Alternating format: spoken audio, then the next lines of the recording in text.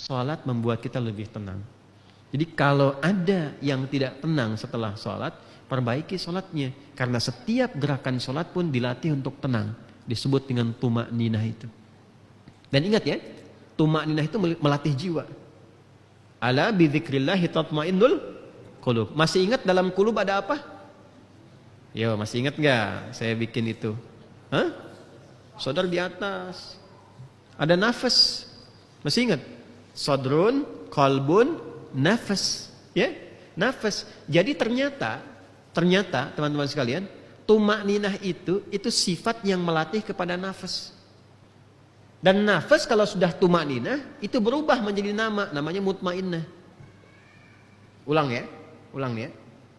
Tuma'ninah dalam sholat itu melatih kepada jiwa supaya tenang. Ala bidzikrillahi tatmainnul qulub. Qulub itu jamak dari kata qalbun. Dalam qalbun ada nafas. Dalam nafas ada takwa dan fujur. Wa nafsi wa ma sawwaha fa alhamaha fujuraha wa taqwaha. Jadi tuma'ninah itu melatih jiwa supaya tenang. Jiwa itu kan nafas. Kalau jiwanya sudah tenang, punya sifat tenang disebut mutmainnah. Itu mahal. Mutmainnah itu terbawa sampai meninggal. Dan itu garansi kemuliaan kita di hadapan Allah, itu jiwa yang tenang itu. Latihannya lewat sholat. Jadi kalau orang sholatnya benar, itu meninggalnya pun dijamin tenang.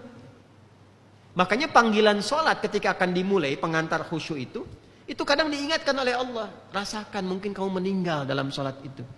Itu ada isyarat di Quran surah kedua Al-Baqarah di ayat 45 sampai 46. Wasta'inu bis sabri was salah wa innaha lakabiratun illa 'alal khashi'in. Siapa khashi'in di situ? Ayat 46. Alladzina yadhunnuna annahum mulaqu rabbihim wa annahum ilaihi raji'un. Kata Allah, kalau ingin khusyuk, sederhananya, siapkan dirimu untuk menghadap kepada Allah. Sempurnakan wudu, sempurnakan, pakai pakaian yang baik. Kan ayatnya ada semua.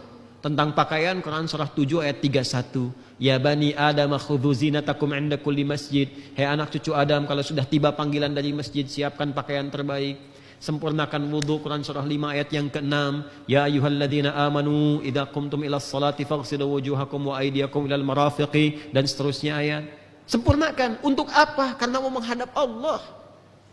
Anda menghadap pimpinan pakaian bagus begitu.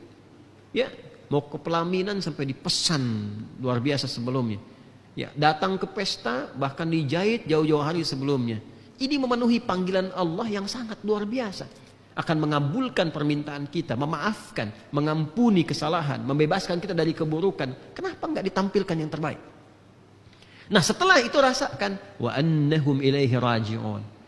Tenangkan hatinya sebelum menunaikan sholat. Rasakan kita menghadap Allah, dan mungkin ini sholat terakhir yang kita tunaikan. Baru siapkan istau, istaqimu, sallu salatan muwadda'. Itu terjemahnya yang tadi itu yang saya sampaikan. Jelas ya? Jangan sampai kita nyampaikan tapi makmum nggak ngerti. Istau, sudah tahu gitu. Nggak nyambung kan? Jelas ya? Nah, sallu salatan muwadda'. Maka rumusnya rasakan, mungkin kita akan pulang saat itu.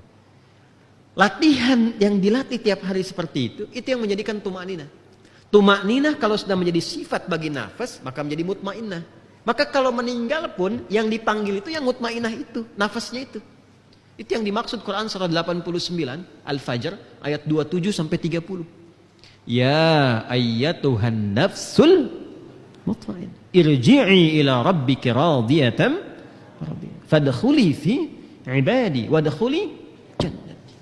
Itu. Nah, ini kalau kita paham sampai ke situ strukturnya, enak menikmati sholat itu.